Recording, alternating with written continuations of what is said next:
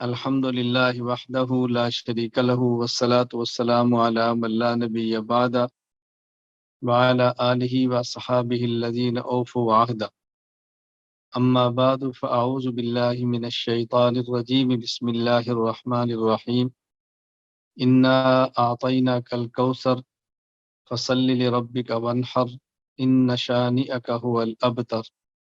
اللهم صل على محمد وعلى آل محمد كما صليت على إبراهيم وعلى آل إبراهيم إنك حميد مجيد.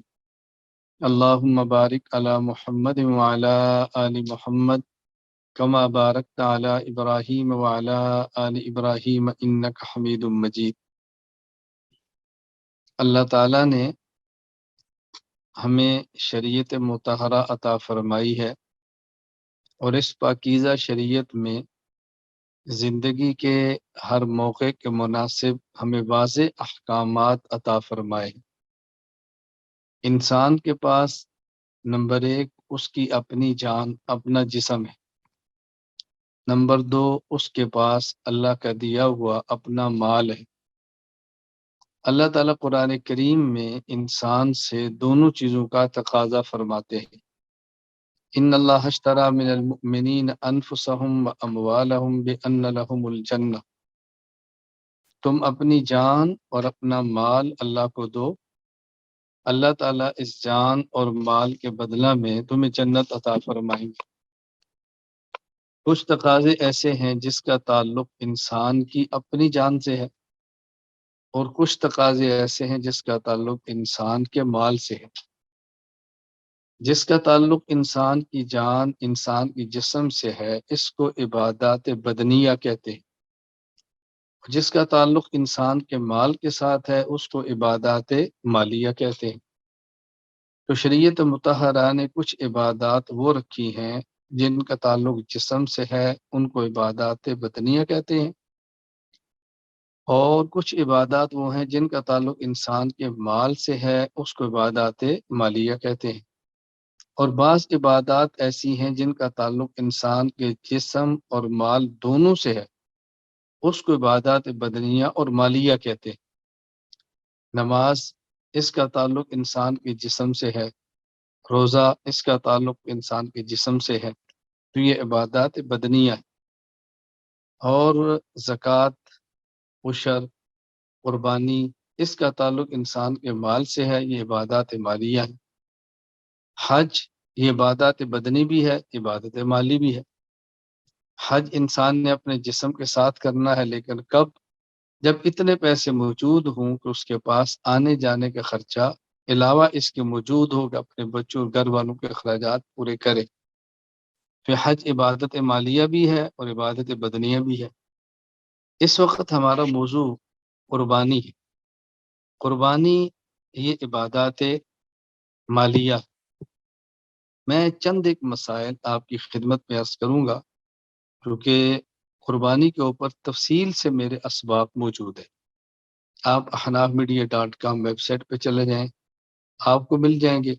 احناف میڈیا سروسز پہ مل جائیں گے، اور مکمل فائل آپ کو پہنچا دی ہوگی، یا انشاءاللہ آپ کو پہنچ جائے گی، جس میں قربانی کے متعلقہ ہمارے مسائل دلائل کے ساتھ موجود ہیں۔ بس رہنمائی لینے کی ضرورت ہے، خود اس سے رہنمائی لیں اور باقی امت کی رہنمائی کریں۔ میں چند ایک باتیں اختصار سے آپ کی خدمت میں عرض کروں گا، اور پھر کچھ وقت آپ کو دوں گا کہ آپ کچھ سوالات کرنا چاہیں تو کر لیں۔ تو ہماری یہ پوری نشست کا دورانیہ تقریباً 1 گھنٹہ ہوگا، جس میں کچھ میری طرف سے بات ہوگی، کچھ آپ کے سوالات کے جوابات ہوں گے۔ جو باتیں رہ جائیں وقت کی کمی کی وجہ سے، پھر آپ بعد میں اپنے اساتذہ کرام سے وہ معلوم کر لیں اور پوچھ لیں۔ پہلی بات، قربانی کس شخص پر واجب ہے؟ مسلمان ہو، آزاد ہو، عاقل ہو، صاحب نصاب ہو، اور مقیم ہو۔ اگر کوئی شخص قربانی کے دنوں میں سفر پر ہے تو اس مسافر پر قربانی واجب نہیں ہے۔ وہ ادا کرنا چاہے تو کر سکتا ہے، واجب نہیں۔ اور قربانی صاحب نصاب پر ہے۔ صاحب نصاب کسے کہتے ہیں؟ یہ بہت اہم مسئلہ ہے، اس کو بہت اچھی طرح آپ ذہن نشین فرما لیں۔ اگر کسی شخص کے پاس 7.5 تولہ سونا ہے قربانی واجب ہے، اگر 52.5 تولہ چاندی ہے تب بھی اس پر قربانی واجب ہے۔ یہ کب؟ 10 ذی الحج صبح صادق سے لے کر 11/12 کے غروب آفتاب تک اگر اس کے پاس آ جائیں تو قربانی اس پر واجب ہے۔ لیکن اگر کسی شخص کے پاس کچھ سونا کچھ چاندی ہے، کچھ چاندی کچھ پیسے ہیں، کچھ سونا اور کچھ پیسے ہیں، تو پھر دیکھا جائے گا کہ اس کی مجموعی مالیت یہ 7.5 تولہ سونے کے پیسے کے برابر ہے یا نہیں۔ اگر وہ 7.5 تولہ سونے کے پیسے کے برابر ہے تو قربانی واجب ہوگی، اگر اس کے برابر نہیں ہے تو پھر قربانی واجب نہیں ہوگی۔ یہ اچھی طرح ذہن نشین فرما لیں۔ ایک میں نے قربانی کے نصاب پر بات کی، اس کو اچھی طرح سمجھ لیں۔ نمبر 2، میں نے آپ کی خدمت میں عرض کیا اگر قربانی نہ کر سکے تو یہ مسئلہ سمجھ لیں۔ تیسری بات، قربانی میں مقصود قربانی کا گوشت نہیں ہے، قربانی میں مقصود قربانی کے دن جانور کا ذبح کرنا ہے۔ اس کا فرق کیا ہوگا؟ جس طرح ہم نے زکوٰۃ اور عشر ادا کرنا ہے تو اس میں بنیاد یہ ہے کہ زکوٰۃ کے پیسے دینے ہیں، عشر زمین کی پیداوار کا 10واں حصہ یا 20واں حصہ وہ دینا ہے۔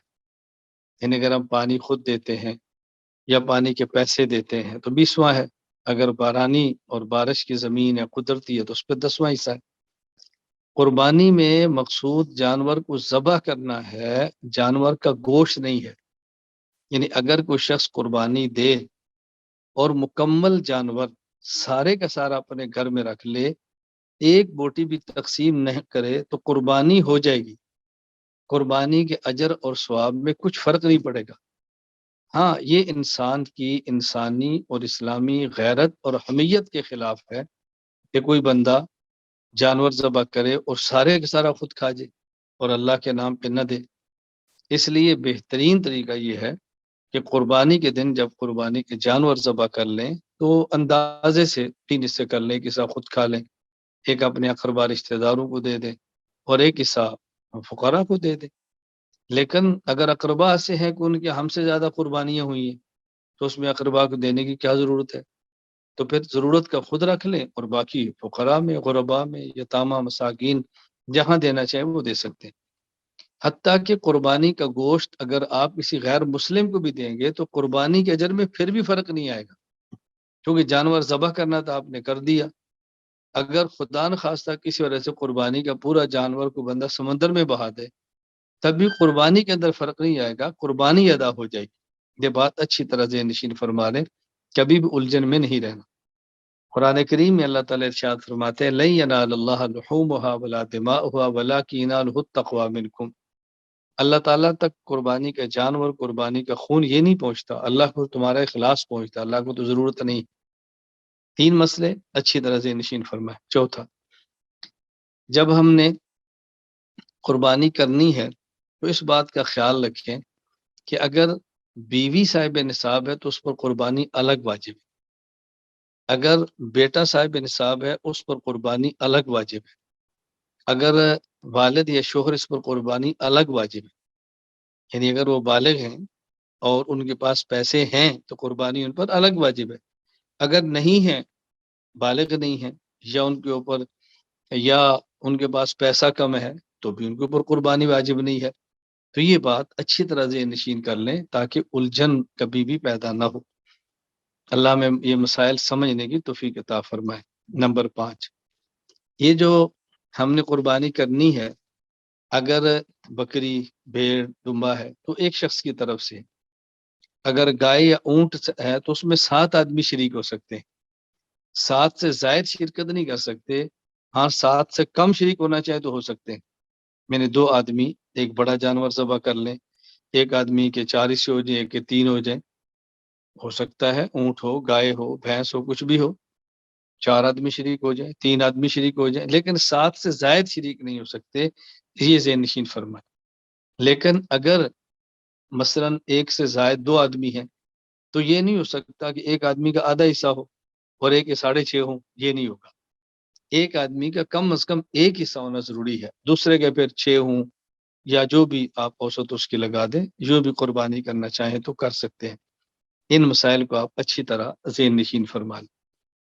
نمبر 6، پھر جو قربانی کے جانور ہم نے قربانی میں دینے ہیں اور قربانی کرنی ہے، اس قربانی کے جانور میں بعض اعضاء ایسے ہیں کہ جس کو نہیں کھانا، اس میں دم مسفوح کہتے ہیں اس خون کو جو ذبح کرتے وقت جانور کی رگوں سے نکلتا ہے نا، حلق، تو یہ حرام ہے، ناپاک ہے، اس کو نہیں استعمال کر سکتے۔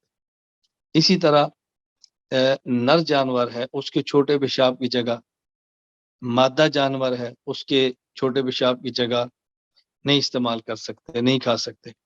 اسی طرح پتا ہے وہ نہیں کھا سکتے، غدودیں ہیں وہ نہیں کھا سکتے۔ اور یہ نر جانور کی خصیتین جو پیشاب کے چھوٹے پیشاب کی جگہ کے ساتھ گولیاں سی ہوتی ہیں، اس کو بھی نہیں استعمال کر سکتے، اس کا کھانا بھی مکروہ ہے، اس کا بہت زیادہ احتیاط کریں۔ عام طور پہ یہ ہوتا ہے کہ جب جانور ذبح کرتے ہیں تو سب سے پہلے اس کو لے کر اس کے گوشت کاٹتے ہیں، اس کو کباب بنا کر کھاتے رہتے ہیں، تو اس سے بچنا بہت ضروری ہے، یہ جائز نہیں ہے کھانا۔ ہاں، اوجری ہے وہ کھانا چاہیں تو کھا سکتے ہیں، اس کے کھانے پر کوئی پابندی نہیں ہے، کلیجی استعمال کریں، مغز استعمال کریں، پائے استعمال کریں، لیکن یہ پتا، مثانہ، خصیتین اور دم مسفوح، نر جانور کے پیشاب کی جگہ، مادہ جانور کے چھوٹے پیشاب کی جگہ، یہ چیزیں نہیں استعمال کرنی، ان سے باہر حال بچنا ہے۔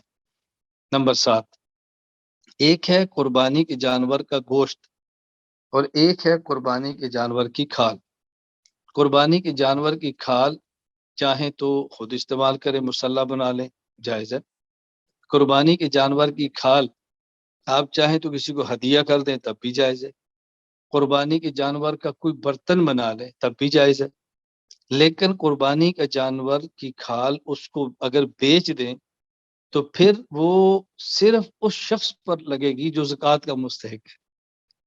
اگر قربانی کی جانور کی جو کھال ہے استعمال کرنا چاہے تب بھی ٹھیک ہے، مالدار کو ہدیہ دینا چاہے تب بھی ٹھیک ہے، کسائی کو دینا چاہیں جو جانور ذبح کرتا ہے، لیکن بطور اجرت کے نہیں، بطور ہدیے کے، اجرت الگ چیز ہے تو بھی جائز ہے۔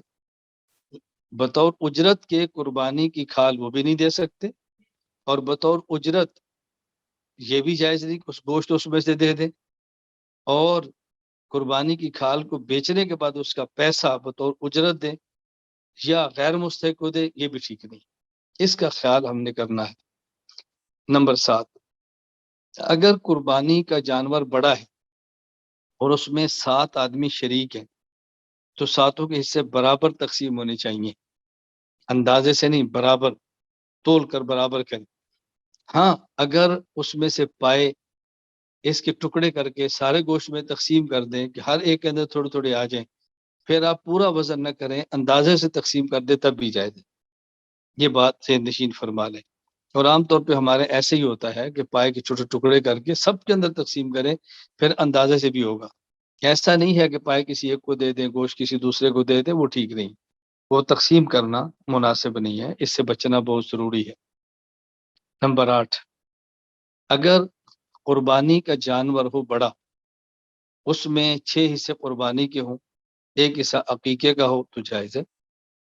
اگر 5 حصے قربانی کے ہوں، 2 حصے عقیقے کے ہوں تو بھی جائز ہے۔ 6 حصے عقیقے کے ہوں، 1 حصہ قربانی کا ہو تو بھی جائز ہے۔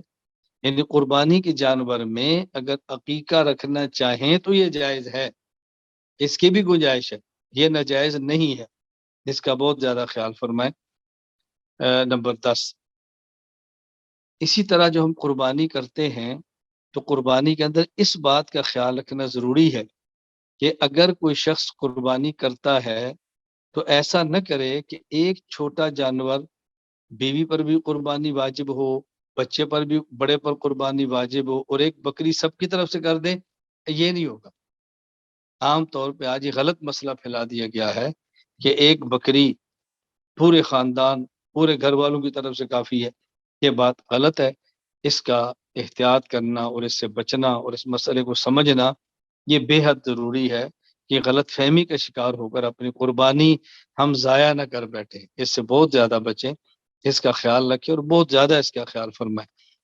نمبر 11، قربانی اپنی طرف سے کریں تب بھی جائز ہے، قربانی کسی اور کی طرف سے نفل کریں تب بھی جائز ہے، اس میں کوئی حرج کی بات نہیں ہے، بلکہ قربانی بطور اصال ثواب کے رسول اکرم صلی اللہ علیہ وسلم کے لیے کرنی چاہیے، قربانی رسول اکرم صلی اللہ علیہ وسلم کے لیے کرنی چاہیے، یعنی قربانی کریں اور ثواب ان کو دیں۔ اسی طرح صحابہ کرام کے لیے قربانی کریں، یہ بھی کرنی چاہیے، اسی طرح اپنے والدین کے لیے کریں، یہ بھی کرنی چاہیے، اس میں کوئی حرج کی بات نہیں ہے۔ قربانی ذبح کر کے اجر پوری امت کو دیں تب بھی حرج نہیں ہے۔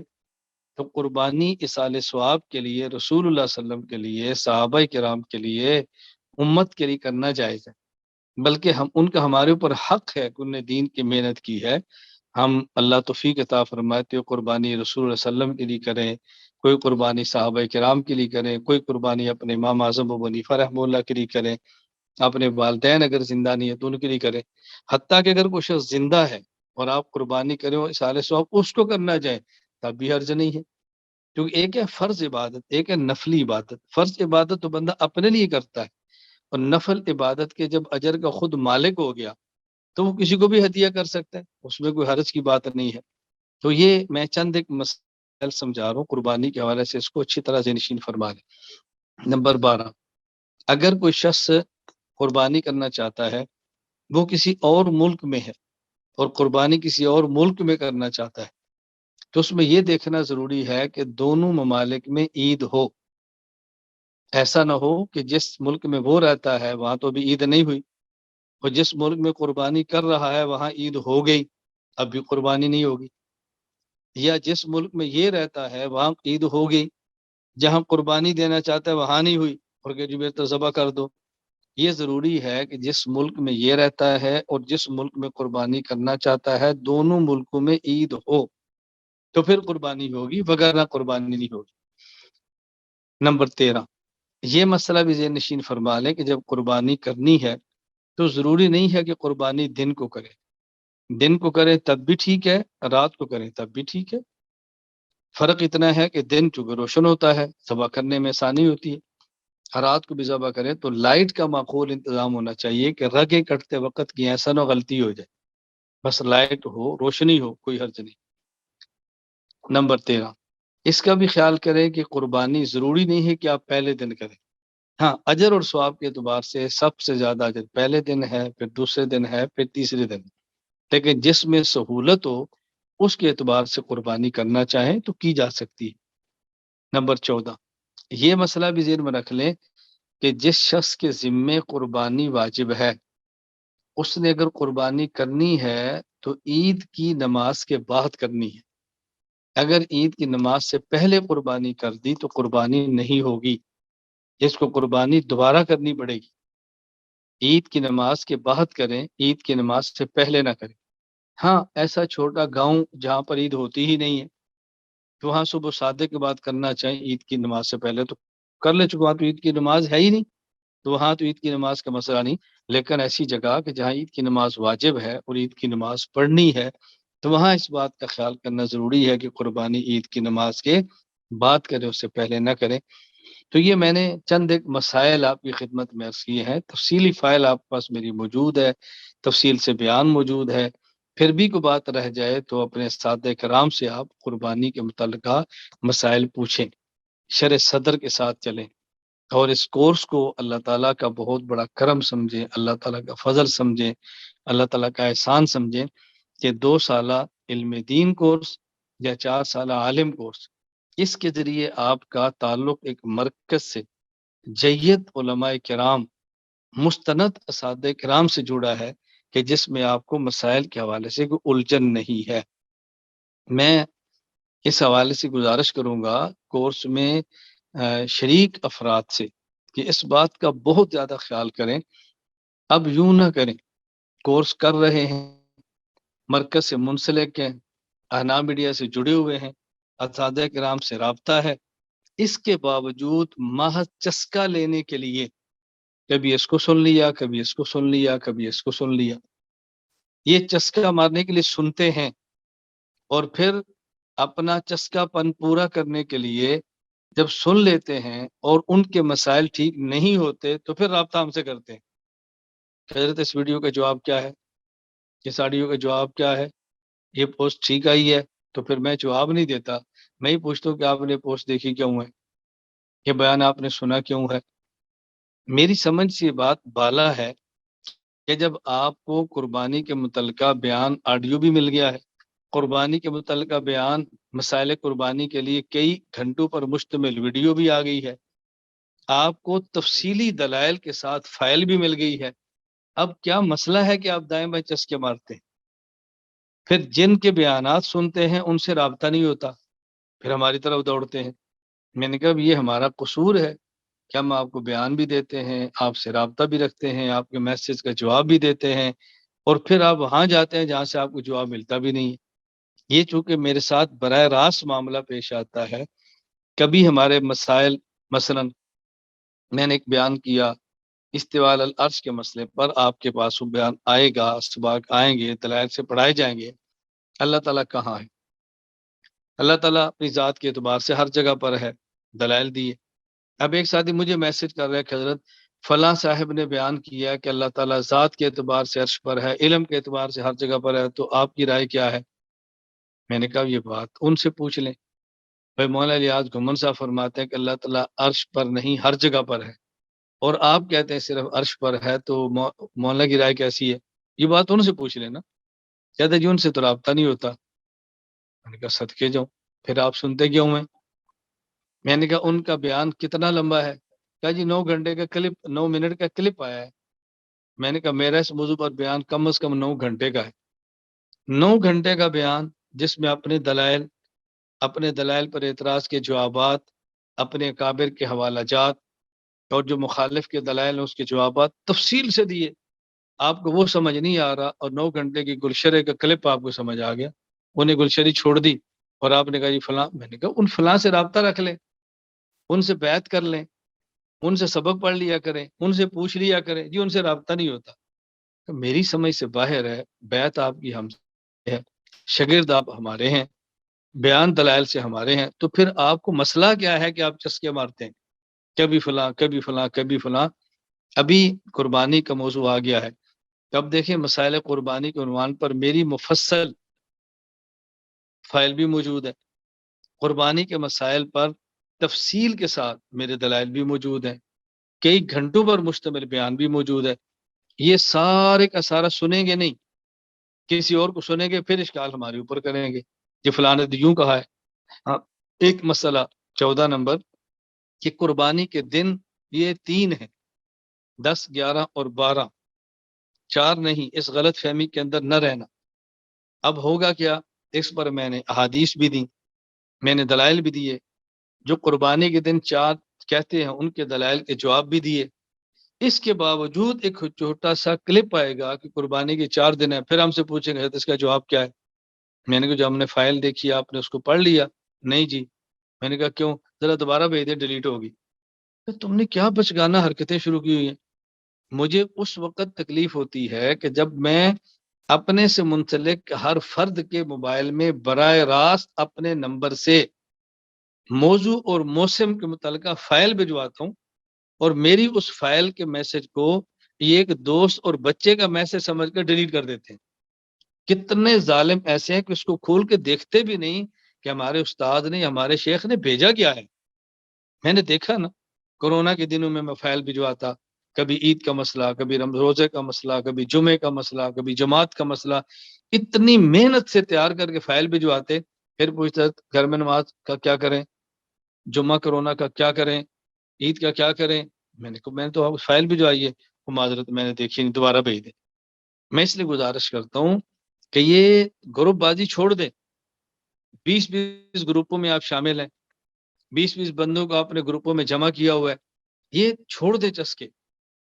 20 گروپوں کے اندر ہیں، کئی کے نمبر رکھے ہوئے ہیں، اور ایک میسج کا بنڈل رکھا ہوا ہے اپنے پاس، اور پھر اس کے بعد عادت کیا ہے، کبھی صباح الخیر، کبھی جمعۃ المبارک، کبھی پھول اٹھائے تو بھجوا دیے، کبھی دعا اٹھائی تو بھجوا دی۔ کس چکر میں آپ پڑھیں؟ آپ کے پاس اہنا میڈیا سے یہ ہماری طرف سے ایک معقول میسج آتا ہے، اس کو آگے نشر کریں۔ ایک معقول بیان آتا ہے اس کو آگے نشر کریں، ایک معقول پوسٹ آتی ہے اس کو آگے نشر کریں، کتنا آپ کو فائدہ ہو، کتنا صدقہ جاری ہو، کتنا آپ کا کام بڑھے۔ تو میں نے یہ چند ایک مسائل آپ کی خدمت میں پیش کیے ہیں، اس کو بہت توجہ سے آپ سماعت فرمائیں، اور کچھ وقت میں آپ کو دوں گا کہ آپ سوالات کریں۔ اور میں پہلے بھی گزارش کرتا ہوں کہ سوالات جو میں آپ کو وقت دیتا ہوں، یہ سوالات آپ کی زبان میں، جسے آپ کہتے ہیں نا جرنل نالج، یہ وہ ہوتے ہیں۔ آپ خاص مسائل پہ شروع ہو جاتے ہیں۔ ابھی ہمارے شاگرد بھی ہیں، بیت بھی ہیں، وہ میرا بیان سن بھی رہے ہوں گے، وہ حج پہ تشریف لے جا رہے ہیں، تو مجھے انہوں نے کہا جی میں سیدھا مدینہ منورہ جا رہا ہوں، تو میں نے سنا ہے کہ جو حج قران کرے وہ مدینہ منورہ سے جانور ساتھ لے کر جائے۔ تو میں نے کہا یہ مسئلہ تو آپ استاد جی سے پوچھ لیں، جب آپ روزانہ سبق پڑھتے ہیں تو استاد سے کیوں نہیں پوچھتے؟ کہتے جزاک اللہ۔ میں نے خیر پھر بھی ان کو مسئلہ تیار کر کے بھجوا دیا، تاکہ وہ یہ نہ کہ کسی نے مسئلہ بتایا نہیں، لیکن ساتھ میں نے سمجھا دیا کہ آپ علم دین کورس کے اندر ہیں، عالم کورس کے اندر ہے، آپ کا اساتذہ سے براہ راست رابطہ ہے، تو آپ اساتذہ سے پوچھ لیا کریں۔ جب اساتذہ آپ پاس موجود ہے، آپ ان سے مسائل پوچھیں گے تو بتائیں میرا بوجھ کتنا کم ہو جائے گا۔ میرا بوجھ کم نہیں کرتے، پھر وہی کمی رکھتے ہیں۔ ان کورسز کا مقصد ہوتا ہے کہ آپ کا کئی اساتذہ سے اب رابطہ ہو گیا، اب جس استاد سے آپ کا مزاج ملے، جس سے آپ اطمینان ہو، جس سے تسلی ہو، جس سے جلدی جواب ملتا، آپ اسے جواب لے لیا کریں۔ اس کے باوجود بھی میں خدمت کے لیے حاضر ہوں، میں روگردانی نہیں کرتا، میں راز نہیں کرتا، میں پیچھے نہیں ہٹتا، لیکن ان چیزوں کو اچھی طرح سمجھیں۔ خیر یہ تو میں نے چند ایک بنیادی مسائل اور چیزیں بتائی ہیں۔ ایک دو باتیں میں مزید قربانی کے حوالے سے جو عرض کرنا چاہتا ہوں، وہ ذرا بہت اہم ہے، اس کو اچھی طرح سمجھیں۔ وہ یہ کہ رسول اکرم صلی اللہ علیہ وسلم کی ایک حدیث مبارک پر ذرا غور فرمائیں۔ نبی کریم صلی اللہ علیہ وسلم نے جب قربانی کے فضائل کو بیان فرمایا تو ایک حدیث آپ نے کیا ارشاد فرمایا، انہ لیاتی یوم القیامت بقرونہا و اشعارہا و اضلافہ، قیامت کے دن قربانی کا جانور آئے گا، کیا آئے گا؟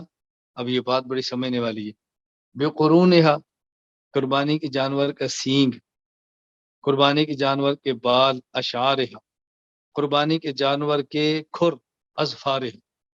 اور ایک حدیث میں ہے کہ رسول اللہ صلی اللہ علیہ وسلم نے ارشاد فرمایا، اللہ کانا، یہ جو قربانی کا جانور ہے اس کا کیا کیا عضو اور کون کون سی چیز قیامت کے دن نامہ اعمال میں تولی جائے گی؟ فرمایا دہا، اس کا خون، و فرسوہا، اس کا گوبر، مینگنیاں، اور وصوفہا، اور اس کے بال، پشم۔ اب ذرا اندازہ فرمائیں، خون، گوبر، بال، سینگ اور کھر، کہیں گوشت کا نام نہیں لیا۔ رسول اللہ صلی اللہ علیہ وسلم کے مبارک الفاظ پہ توجہ فرمائیں، یعنی جب آپ نے قربانی کا فضائل بیان فرمائے تو وہ چیزیں جو ہم استعمال نہیں کرتے ان کا ذکر کیا۔ قربانی کے جانور کی کھال کو تو ہم استعمال کر لیتے ہیں، بال کو تو نہیں کرتے۔ قربانی کے جانور کے پائے تو کھا لیتے ہیں، کھر تو نہیں کھاتے۔ قربانی کے جانور کے مغز تو کھا لیتے ہیں، سینگ تو نہیں کھاتے۔ قربانی کے جانور کا دودھ تو پی لیتے ہیں، گوبر تو نہیں کھاتے۔ تو دیکھیے جو جانور کے اعضاء استعمال میں نہیں ہیں ان کا رسول اکرم صلی اللہ علیہ وسلم نام لے رہے ہیں کہ ان کو قیامت کے دن نامہ اعمال میں تولا جائے گا۔ رسول اکرم صلی اللہ علیہ وسلم کے آپ کے الفاظ کی فصاحت اور بلاغت کو دیکھیں۔ یہ سمجھانا مقصود ہے کہ اگر اللہ کے نبی قربانی کے جانور کے گوشت کا اجر بتا دیتے کہ مغز پہ اجر ملے گا، گوشت پہ اجر ملے گا، کلیجی پہ اجر ملے گا، تو کھر، بال اور گوبر کا اجر تو سمجھ نہیں آنا تھا نا۔ تو جو چیزیں ہم استعمال کرتے ہیں یا ہدیے میں دیتے ہیں اس کا اجر بتایا نہیں بتایا، اور جس کو پھینک دیتے ہیں اس کا بتایا۔ توجہ رکھنا، رسول اکرم صلی اللہ علیہ وسلم نے اس کا اجر بتایا جس کو پھینک دیتے ہیں، اس کا اجر نہیں بتایا جس کو استعمال کرتے ہیں۔ کیوں؟ جس کو پھینکا گیا جب اس کا اجر ملتا ہے تو جو استعمال کرتے یہ ہدیہ دیتے ہیں اس کا اجر تو خود بہت ہی سمجھ آ گیا نا، خود بہت سمجھ آ گیا۔ اچھا اس پر ایک میں جو بات بڑی بار بار زور دے کر سمجھا رہا ہوں اس کو سمجھے۔ یہ بھی تو ہو سکتا نا رسول اکرم صلی اللہ علیہ وسلم دونوں کا اجر بتا دیتے، گوشتک بتا دیتے، مغز کا بتاتے، کلیجی کا بتاتے، پائے کا بتاتے، ساتھ یہ بھی ذکر فرما دیتے۔ اب اگر رسول اکرم صلی اللہ علیہ وسلم استعمال کرنے والی چیزیں اور پھینکنے والی چیزیں دونوں کا اجر بتاتے تو یہ آپ کی صفت جوامع الکلم کے منافی ہے۔ رسول اکرم صلی اللہ علیہ وسلم فرماتے ہیں اوتی تو جوامع الکلم، مجھے اللہ تعالیٰ نے جوامع الکلم عطا فرمائے۔ آپ نے ارشاد فرمایا نا کہ فضلت علی الانبیاء بست، اللہ تعالیٰ نے 6 مجھے وہ اعزازات دیے ہیں جو پہلے انبیاء کو نہیں دی۔ ان میں ایک اعزاز کیا ہے؟ اوتی تو جوامع الکلم، مجھے اللہ نے جوامع الکلم دیے۔ پہلے انبیاء کو کلم دیے اور حضور کو جوامع الکلم۔ جوامع جامعۃ کی جمع ہے، کلم کلمۃ کی جمع ہے۔ تو گزشتہ انبیاء علیہ السلام کو کلمات جامعات نہ کلمات، اور ہمارے نبی پاک کو کلمات جامعات۔ کیوں؟ کلمہ وہ ہے کہ جو لفظ بھی ایک ہو اور معنی بھی ایک ہو، اور کلمہ جامعہ وہ ہوتا ہے کہ جس کا لفظ ایک اور معنی کئی ہوں۔ ہر مسئلے پر الگ حدیث یہ کلمہ ہے، اور کئی مسائل کے لیے ایک حدیث یہ کلمہ جامعہ۔ تو کلمہ جامع تو تب ہوگا نا جب ایک ہی حدیث سے کئی مسائل نکل آئیں۔ تو رسول اکرم صلی اللہ علیہ وسلم ہر مسئلے کے لیے الگ حدیث نہیں دے رہے، بلکہ ایک حدیث کے نیچے سے کئی مسائل نکالے جا رہے ہیں۔ یہ اللہ کے نبی کی خاص شان ہے۔ یہ بات سمجھ آئی؟ اب آپ کو ایک بہت آرام سے مسئلہ سمجھ آ جائے گا۔ اگر کوئی شخص جان بوجھ کر نماز چھوڑ دے تو اس کے ذمے ہے کہ نماز دوبارہ پڑھے۔ آج ایک نیا مسئلہ لوگوں نے نکال لیا ہے کہ نہیں جی، اگر کوئی شخص سو جائے اور نماز رہ جائے تو جب نیند سے بیدار ہو تو پڑھ لے۔ مثلا رات سویا تھا، صبح آنکھ نہیں کھلی، الارم لگانے کے باوجود بھی نہیں کھلی، تو جب سورج نکلے تو نماز قضا کر لے۔ اسی طرح اگر کوئی شخص بھول گیا تھا، نماز رہ گئی، اس نے سمجھا کہ میں نے تو زور پڑھ لی ہے، وہ جب عصر کی اذان پتہ چلا کہ نہیں میں تو نہیں پڑھ سکا، تو جب یاد آئے تو پڑھ لے۔ ابھی پرسوں میرے ساتھ ایسے وہ استنبول میں سفر پہ آ رہا تھا، تو ایک دوست کا ٹھہرا، میں نے کہا مجھے ایئرپورٹ چھوڑ دو، تو ہم نے ان کے گھر جا کے زور پڑھی۔ وہ تھوڑی دیر بعد آئے تو وضو کر کے آئے، تو میں نے سمجھا پڑھ کے آئے۔ جب ہم عصر پڑھنے لگے تو میں تو زور بھول گیا۔ میں نے کہا میں نے سمجھا کہ آپ وضو کر کے گھر سے آ رہے ہیں بیٹھے میں تو شاید نماز پڑھ کے آئے۔ کہتا نہیں، میں اندر سے وضو کر کے آیا کہ زور آپ کے ساتھ پڑھتا ہوں، تو آپ نے پڑھ لی تھی تو مجھے یاد نہیں رہی، ابھی عصر پڑھنے لگے تو مجھے خیال ہے کہ میں تو زور نہیں پڑھی، تو بندہ بھول جاتا ہے نا۔ اب یہ لوگ کیا کہتے ہیں کہ جی بھول جائے اور نماز رہ جائے، جب یاد آئے تو پڑھے، سو جائے اور نماز رہ جائے جب بیدار ہو تو پڑھے، جان بوجھ کے چھوڑ دے تو پھر نہ پڑھے، پھر توبہ کافی ہے۔ کیوں؟ کہتے اس لیے کہ حدیث میں نبی پاک صلی اللہ علیہ وسلم نے یہ فرمایا ہے کہ من نام عن صلاۃ او نسیھا فلیصلیھا اذا استيقظ او ذکر، کہ جو شخص بھول جائے اور نماز رہ جائے تو جب یاد آ جائے پڑھ لے، جب سو جائے اور نماز رہ جائے جب نیند سے اٹھے تو پڑھ لے۔ تو یہ تو حضور نے نہیں فرمایا کہ جان بوجھ کے چھوڑے تو تب بھی پڑھے۔ میں نے کہا اب دیکھو نا، آپ اللہ کے نبی کی شان جوامع الکلم ہی نہیں سمجھے۔ رسول اللہ صلی اللہ علیہ وسلم نے کیا فرمایا؟ نماز اتنی اہم ہے، اگر بھول گئی اور رہ گئی تو تب بھی پڑھنی ہے۔ شریعت میں تو بھول چوک معاف ہے۔ کوئی آدمی رمضان کا روزہ رکھا اور بھول کر کھا لے تو روزہ ٹوٹتا ہے؟ بھول تو معاف ہوگی۔ نماز ایسی چیز ہے کہ تم بھول گئے تو تب بھی معافی نہیں ہے۔ کوئی آدمی نماز کے دوران بھول کر بات کر لے، نماز ٹوٹ گئی۔ تو یہ سمجھایا جا رہا ہے کہ نماز اتنی اہم ہے، اگر تم بھول گئے اور رہ گئی تو تب بھی پڑھنی ہے۔ نیند تو معاف ہے نا، کوئی آدمی سویا ہو، اس سوتے کسی کو گالی نکال دے تو گناہ ہوگا؟ تو سویا ہوا ہے، اس کو تو پتہ ہی نہیں، سویا تھا ساتھ بندہ سویا سے اس کو ہاتھ مار دے اور ساتھ والے کو اچھی خاصی پٹائی ہو جائے، آپ اٹھ کے اس کو مارنا شروع کریں کہ یار میں تو سویا تھا مجھے پتہ نہیں چلا، سوری۔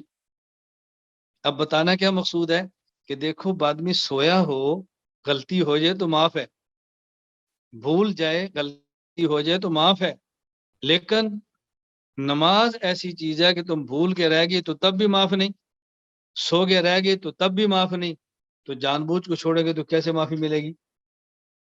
یہ ہے آپ کی شان جوامع الکلم۔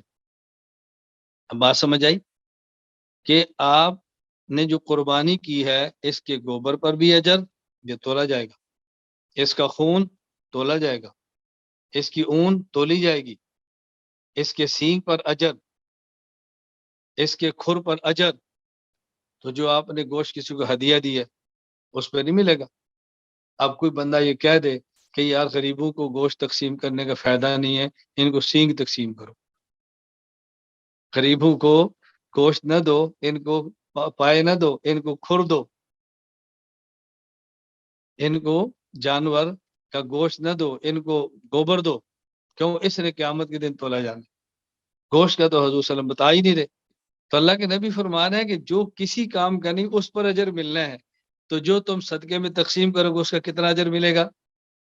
تو یہاں اللہ کے نبی سمجھا رہے ہیں کہ بھول جائیں تو معافی ہوتی ہے، نماز بھول جائیں تب بھی معافی نہیں۔ آدمی نیند کی حالت میں کو عمل کر لے تو معافی ہے، نماز سونے پر چھوڑ گئی تو تب بھی معافی نہیں، تو جان بوجھ کر چھوڑو گے پھر معافی کیسے ہوگی؟ یہ ہے فقاہت۔ اس کے لیے قوت اجتہاد، قوت دلیل، استنباط، اور یہ چاہیے۔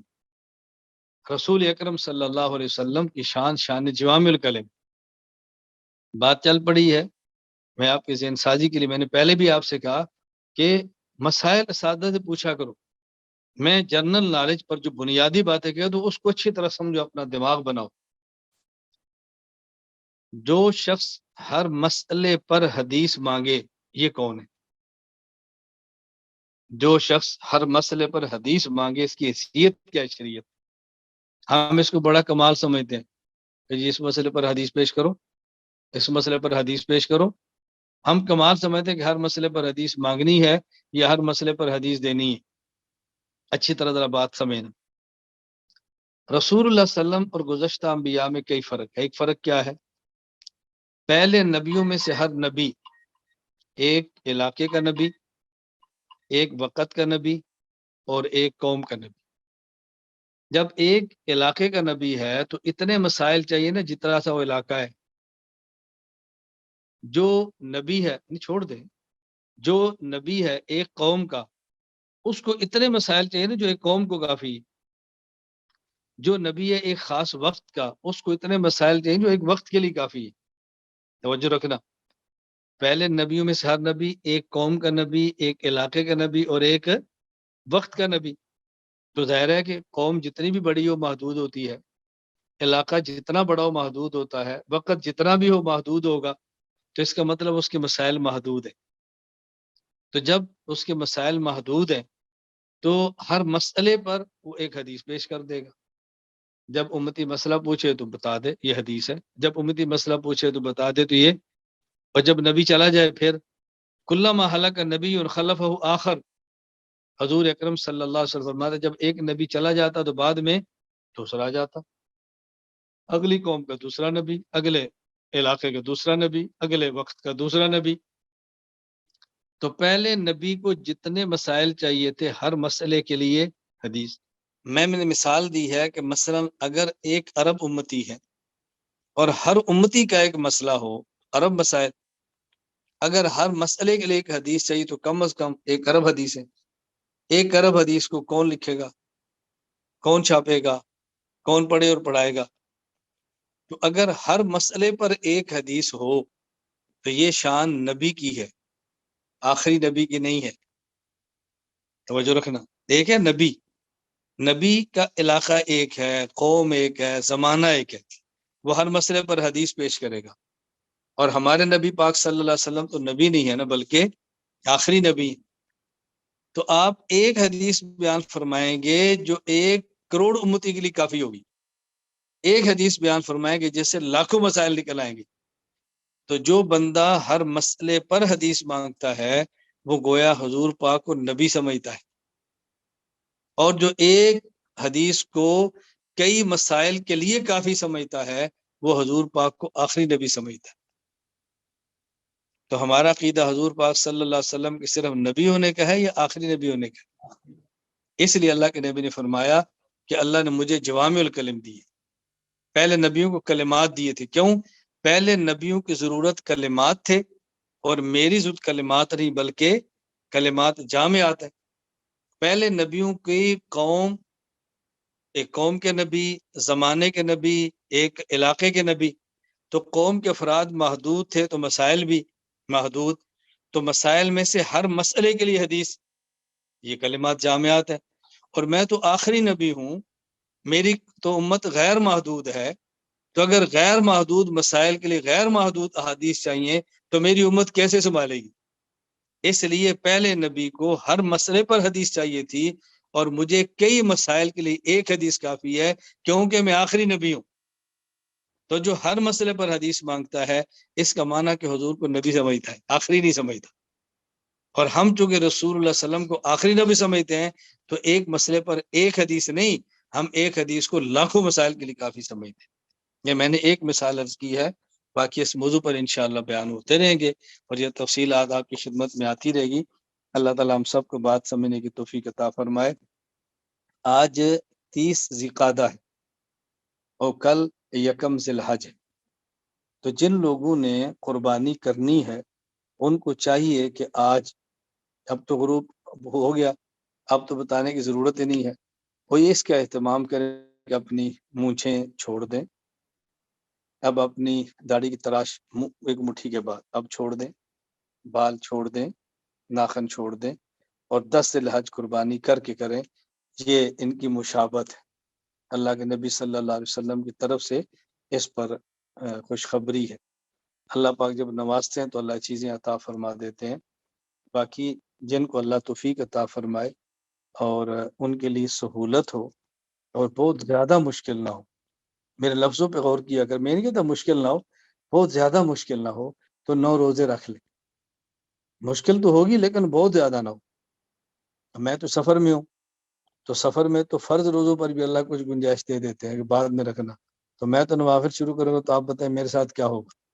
میں اس لیے کہہ رہا ہوں کہ مشکل کچھ اگر ہو تو کچھ مشکل تو ہونی ہے نا، بالکل.